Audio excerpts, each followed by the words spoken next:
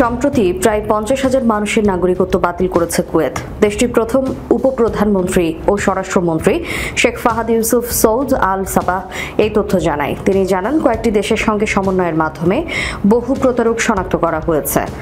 স্বরাষ্ট্রমন্ত্রী বলেছেন, কুয়েতের সব নাগরিকত্বের নথি পর্যালোচনা করা হচ্ছে। এমনকি বর্তমান থেকে শুরু করে সাবেক সাংসদ এবং মন্ত্রীদেরও এই তদন্তের আওতায় রাখা হয়েছে।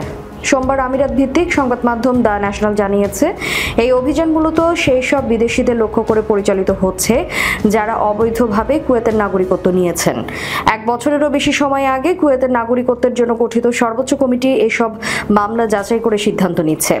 স্বরাষ্ট্রমন্ত্রী আরও জানান, শিগগিরই নতুন ইলেকট্রনিক জাতীয়তা সনদ চালু করা হবে।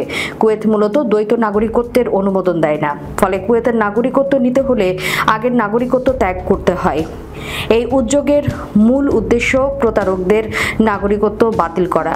তবে কিছু ক্ষেত্রে রাষ্ট্রের উচ্চ স্বার্থেও নাগরিকত্ব বাতিলের ঘটনা ঘটেছে। তবে স্বরাষ্ট্রমন্ত্রীর মনোনীত কুয়েতের নাগরিকদের নিয়ে গঠিত একটি উচ্চ পর্যায়ের কমিটির মাধ্যমে বিদেশিদেরও নাগরিকত্ব প্রদানেরও বিধান রয়েছে।